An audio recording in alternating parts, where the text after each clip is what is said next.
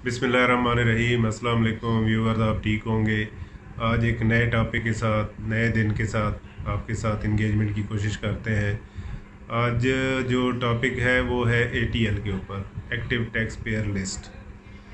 तो हर साल 1 मार्च को एटीएल की जो लिस्ट है वो अपडेट होती है, उससे जो लेटेस्ट रिटर्न गई होती है। जिस तरह इस वक्त 1 मार्च 2022 को 2021 की बेस के ऊपर एटीएल की जो लिस्ट है वो अपडेट हो गई है।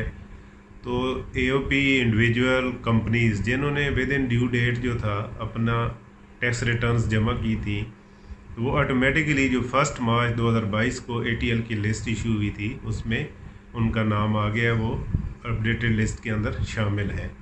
अनफॉर्चुनेटली जिन लोगों ने ड्यू डेट के ऊपर नहीं जमा की थी, तो उसको एटीएल में आने के लिए एक तो रिटर्न जमा करनी है।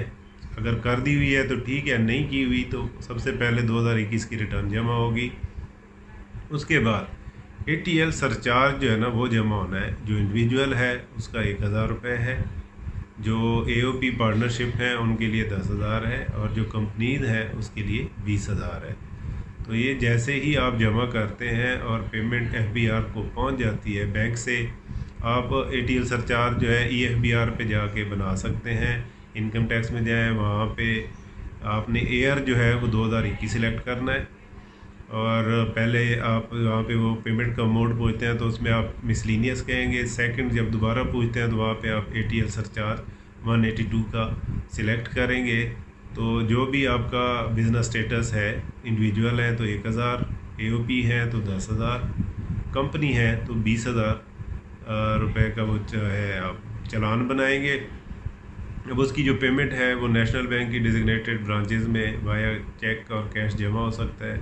नहीं है तो एडीसी मोड में भी आप कर सकते हैं, आप जैज़ कैश से कर सकते हैं, ऑनलाइन से कर सकते हैं।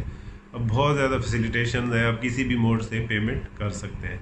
जब आप पेमेंट कर देंगे तो विद इन 2-3 आवर्स आप एफबीआर के ऊपर फौरी तौर पे हो जाएंगे, एटीएल लिस्ट में आपका नाम आ जाएगा। लेकिन जो बैंक्स हैं वो हर मंडे को जो एक्सेल वाली शीट अपडेट होती है उसको उठाते हैं। ऑनलाइन जब अगर आपने पेमेंट कर दी, रिटर्न चली गई, उसके बाद 2-3 घंटे के बाद जब आप चेक करते हैं तो आप एफबीआर में एक्टिव शो हो रहे होंगे। लेकिन बैंक्स में अगर आप देखेंगे तो वो मंडे अपडेट जो एक्सेल फाइल में अपडेट होते हैं, तो बैंक वो उठाते हैं। तो जब वो बैंक कोई मंडे को कर लेता है, कहीं किसी में ब्रांच में लेट हो तो वो ट्यूसडे को करते हैं, तो वो तब। लेकिन है कि अगर आपने कोई ट्रांजैक्शन करनी है तो ये आप मेक श्योर कर लें कि आप पहले अपना एटीएल स्टेटस देखें बैंक में, उसके बाद ट्रांजैक्शन करें। वैसे अभी बैंकिंग ट्रांजैक्शन पे तो कोई भी आपका विद होल्डिंग टैक्स नहीं है, ख़त्म हो गया हुआ है। पिछले तकरीबन 1.5 साल हो गया, पौने 2 साल, तो उसमें तो कोई है नहीं। लेकिन अगर कोई आप गाड़ी ले रहे हैं, आप कोई प्रॉपर्टी कर रहे हैं, उसके अलावा आपका कोई प्रॉफिट हो रहा है, तो वो उस पर ज़ाहिर है अगर आप एटीएल में नहीं है तो ऑलमोस्ट डबल है। अगर आप एटीएल में है तो आपका टैक्स रिड्यूस हो जाएगा।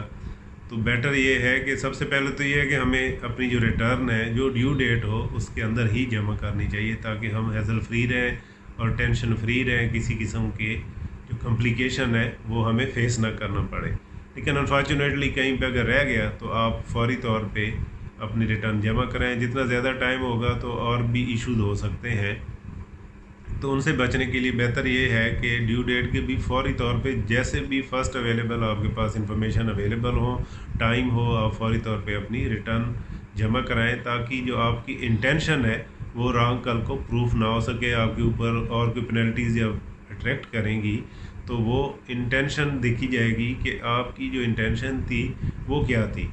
आपने जानबूझकर अवॉइड किया टैक्स की ड्यू डेट में रिटर्न को, या कोई और आपके मसले मसाइल थे, ताकि वो भी आप प्रूव कर सकें। जितने जल्दी आप कराएंगे तो आपके लिए उस चीज़ को प्रूव करना ईजी होगा, जितना लेट होते जाएंगे उतना मसले होंगे। तो एटीएल में होना बहुत ज़रूरी है। एक तो ये है कि ये एक नेशनल रिस्पॉन्सिबिलिटी है, और एज़ पर लॉ अगर आप रिटर्न ड्यू डेट में नहीं जमा करते तो ये क्रिमिनल ऑफेंस है, इसमें अरेस्टमेंट भी हो सकती है। तो एफबीआर के पास काफ़ी पावर्स हैं, तो उससे बचने के लिए हमें चाहिए कि हम अपना जो कौमी फरीज़ा है उसको हम पूरे वक्त पे पूरा करें تاکہ ہم بھی ٹینشن فری رہیں اور اکانومی میں جو ہمارا ایک ڈیو رول ہے وہ ہم پورا کریں. جتنے زیادہ لوگ ٹیکس نیٹ میں ہوں گے تو اوور آل جو ٹیکس کے ریٹس ہیں وہ کم ہونا شروع ہو جائیں گے اور اکانومی کا جو پہیہ ہے وہ چلے گا.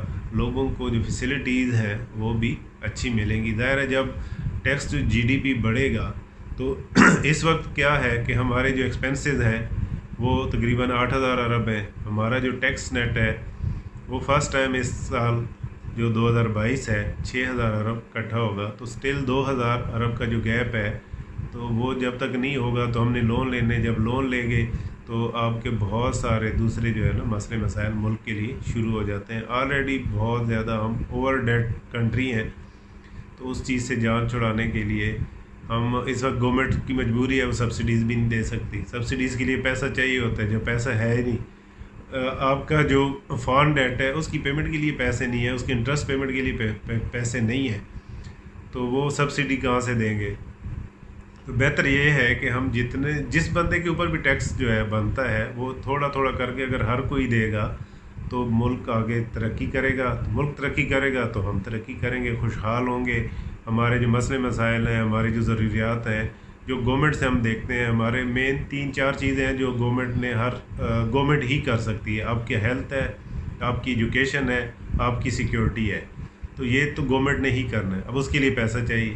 اگر ہم ٹیکس دیں گے تو یہ ساری چیزیں آپ کو اچھے طریقے سے ملیں گی. اگر نہیں دیں گے تو پھر مسئلے مسائل ہی ہوں گے, جیسے چل رہا ہے پھر اسی طرح چلتا رہے گا. اللہ تعالیٰ ہم سب پہ رحم کرے, پاکستان پہ رحم کرے, ہمیں اتحاد, ایمان, یقین نصیب کرے تاکہ ملک آگے بڑھے, ہم آگے بڑھیں. Thank you. Take care of your self.